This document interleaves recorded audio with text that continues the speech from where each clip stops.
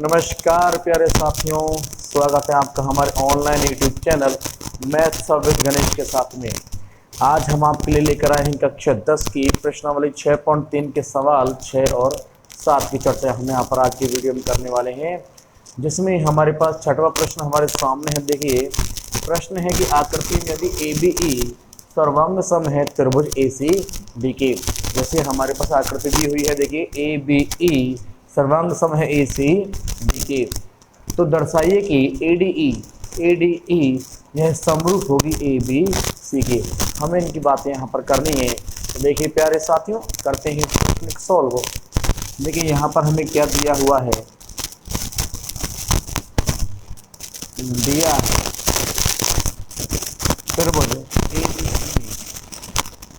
त्रिभुज ABC में त्रिभुज ABE यह सर्वांग सम है त्रिभुज ACD की। तो क्या दर्शाना है, देखिए दर्शाइए कि त्रिभुज ADE समरूप मिल जाए त्रिभुज ABC की। तो देखिए प्रमाण, उपपत्ति या हल, यहाँ पर हमें जो चीज़ दी हुई है उसका हम यहाँ पर उपयोग करते हैं। यदि ये याद रखने वाली बात है कि यदि हमने प्रश्न में रचना की है तो सबसे पहले रचना का उपयोग करेंगे, और यदि रचना नहीं की है तो दिया हुआ है का उपयोग करेंगे। तो देखिए साथियों, हमें दिया हुआ है त्रिभुज ABC। यदि त्रिभुज ABE यह समरूप है त्रिभुज ACD के, तो देखिए इनको अलग अलग बना लेते हैं। AEB, देन इसके बाद देखिए ACD को,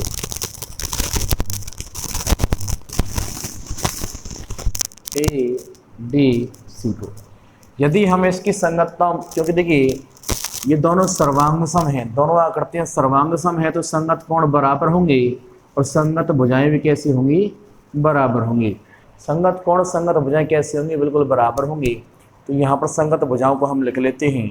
तो देखिए AB यह संगत है AC की, तो हमारी AB भुजा इस AC भुजा के संगत आ जाती है। इसके बाद देखिए यहाँ पर BE और यहाँ पर CD, तो BE भुजा इस CD के संगत है। देन इसके बाद देखिए AE यह संगत मिलेगा AD के। तो बचा हुआ AD, वैसे भी शेष ही बचा था, लेकिन संगत भुजाओं को बराबर लिख लेते हैं। तो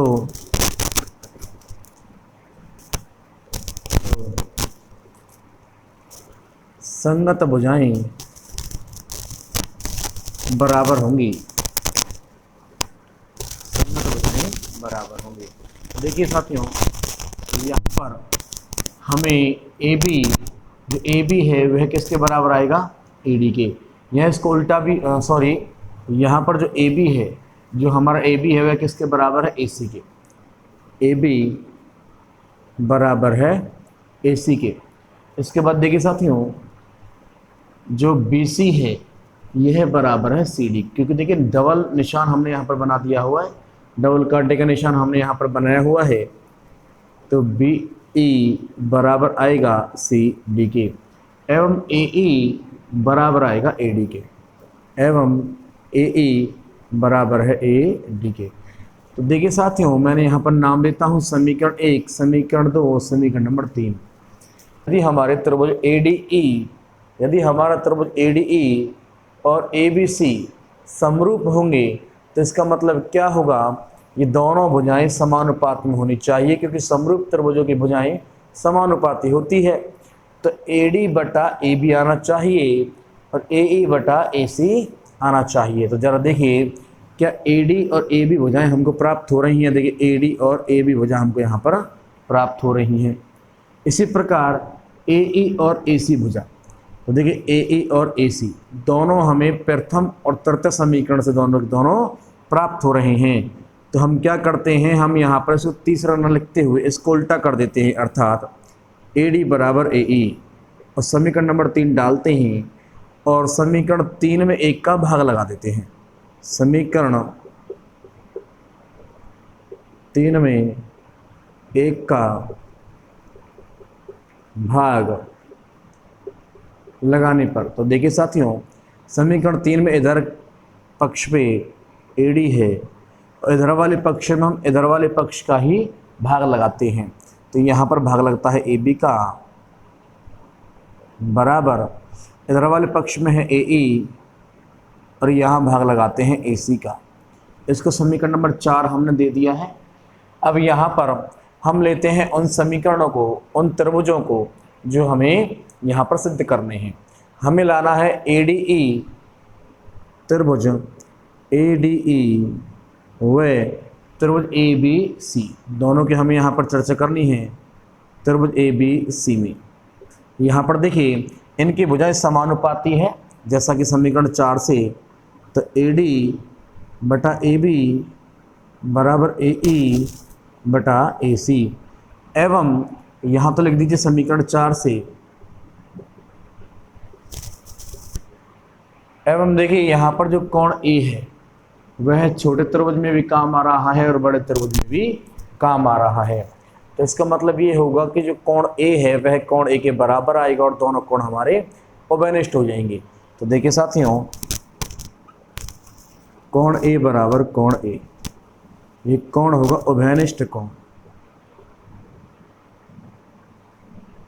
यह कोण होगा उभयनिष्ठ कोण। तो देखिए हमारे दो भुजाएं यहाँ पर दी हुई हैं जो कि समानुपाती है, लेकिन भुजाएं तो हैं और एक कोण बराबर है। तो इसका तात्पर्य क्या हुआ, SAS, क्योंकि देखिए एक कोण है जो बीच में आएगा और दो भुजाएं हैं जो इसके साइड में आती हैं।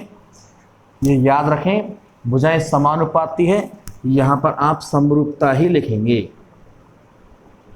समरूपता नियम से। दोनों त्रिभुज कैसे हो जाएंगे, समरूप हो जाएंगे। त्रिभुज ADE यह समरूप होगा त्रिभुज ABC के, इति सिद्धम। यहाँ पर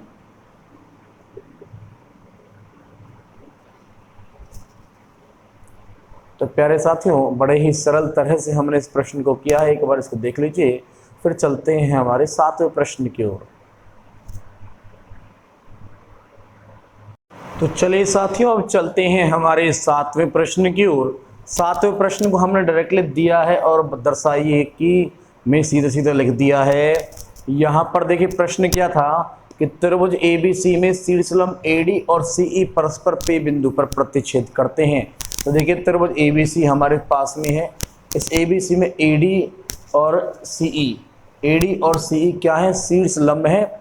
शीर्षलंब की परिभाषा होती है कि शीर्ष से सामने वाली भुजा पर डाला गया लंब। तो देखिए यहाँ पर शीर्षलंब डाले गए CE और AD जो परस्पर P पर प्रतिच्छेद करते हैं। इसके बाद हमें दर्शाना है कि भाई त्रिभुज AEP समरूप होगा त्रिभुज CDP के। इसके बाद त्रिभुज ABD समरूप होगा त्रिभुज CBE के। देन फिर त्रिभुज AEP यह समरूप होगा त्रिभुज ADB के। देन इसके बाद नंबर 4 कि भाई त्रिभुज PDC यह समरूप होगा त्रिभुज BEC के। तो बारी बारी प्रश्नों को हल करते हैं। देखिए साथियों, यहाँ पर उत्पत्ति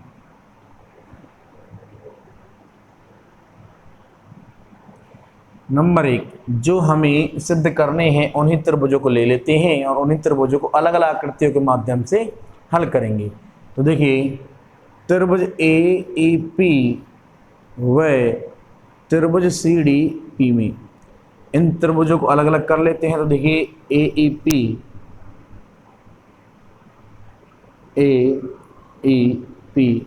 व CDP, देखिए CDP इसी यहाँ पर इन्हीं की भुजाओं को आगे बढ़ाने पर मिल रहा है। तो देखिए इस प्रकार से, और देखिए यहाँ पर 90 डिग्री का है तो DC। देखिए हमें दोनों त्रिभुज हमारे यहाँ पर प्राप्त हो जाते हैं। इन त्रिभुजों की चर्चा करें तो त्रिभुज AEP में जो E कोण है वह CDP में D कोण के बिल्कुल बराबर होगा।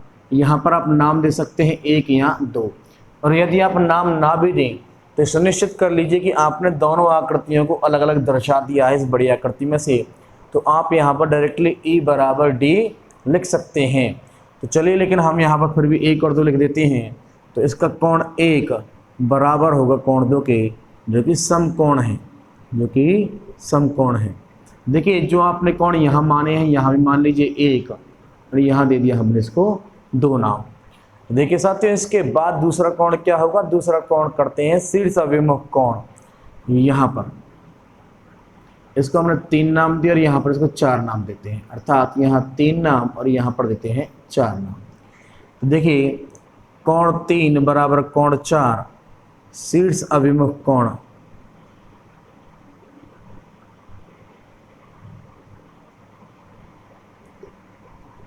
कोण कोण समरूपता नियम से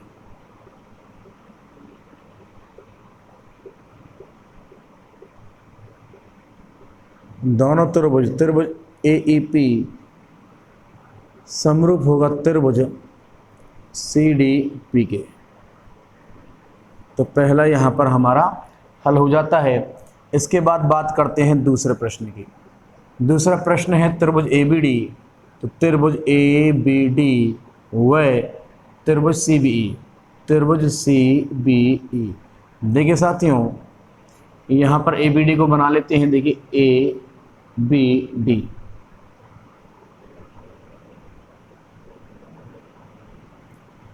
ABD, ठीक है। इसके बाद दूसरा है CBE, CBE, CBE में जो आपका D है वह E के बराबर है। यहाँ 4 नाम दे चुके हैं अब तक अपन। तो हमने यहाँ पर इसको नाम देते हैं 5 और यहाँ इसको नाम देते हैं 6। तो ये वाला हो जाएगा 4 नाम और ये हो जाएगा 6 नाम। तो देखिए कोण 4 बराबर है कोण 6 के, ये है समकोण। इसके बाद देखिए साथियों अब यहाँ पर देखिए यदि मैं ADB चलता हूँ तो भी उतना ही B आता है और CBE चलता हूँ तो भी उतना ही E आएगा। अर्थात मेरे जो दोनों कोण हैं B वे दोनों के दोनों बराबर हैं। तो बराबर कोण उभयनिष्ठ कोण होंगे। तो देखिए कोण B बराबर कोण B, उभयनिष्ठ कोण।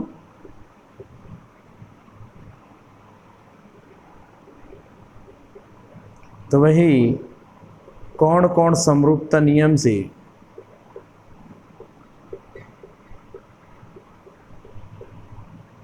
त्रिभुज ABD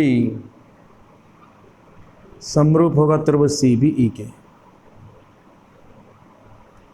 इस प्रकार से हमारा दूसरा प्रश्न भी यहाँ पर हल हो जाता है। अब देखिए तीसरे प्रश्न की चर्चा करते हैं। तीसरे प्रश्न में है AEP, त्रिभुज AEP व त्रिभुज ADB, वह त्रिभुज ADB में। तो देखिए साथियों यहाँ पर इन दोनों त्रिभुजों को अलग अलग कर लेते हैं। AEP, AEP ये वाला त्रिभुज और ADB, ADB, तो इनको अलग अलग बना लेते हैं। देखिए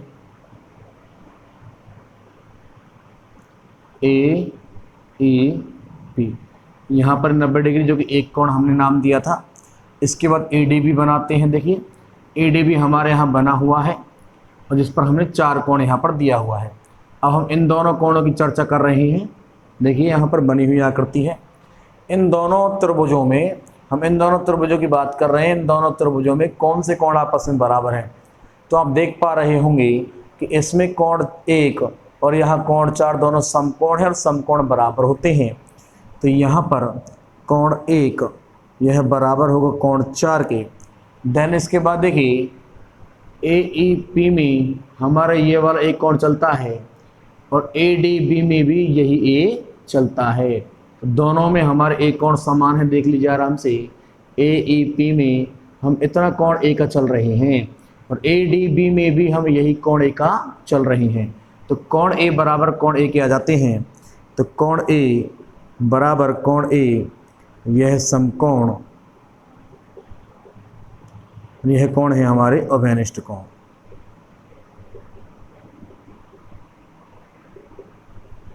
तो कोण कोण समरूपता नियम से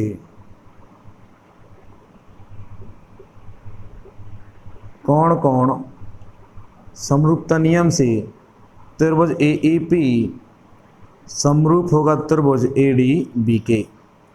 तो इस प्रकार से तीसरा प्रश्न भी हमारे यहाँ पर सॉल्व हो जाता है। अब बात करते हैं इसके चौथे प्रश्न की। तो देखिए साथियों, चौथे प्रश्न में हमें हल करना है PDC और BEC।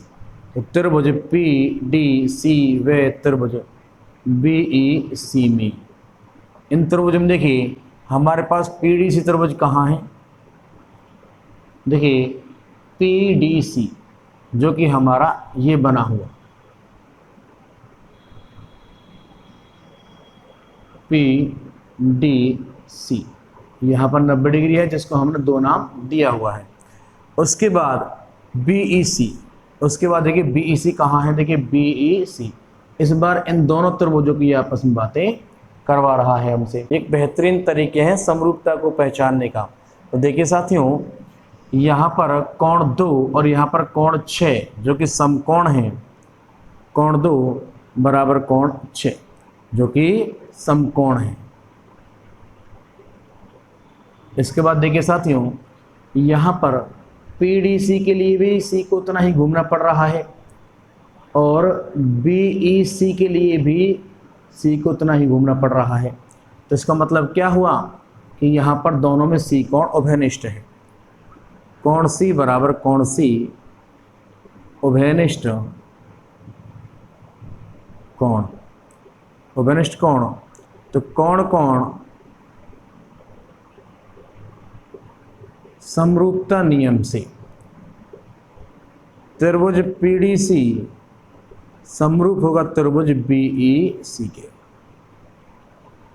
तो इसी प्रकार हमने इस प्रकार हमने चारों के चारों प्रश्नों को हल कर लिया है इति सिद्धम। तो प्यारे साथियों, आज के सेशन में केवल इतना ही। मिलते हैं कल अपने नेक्स्ट सेशन में।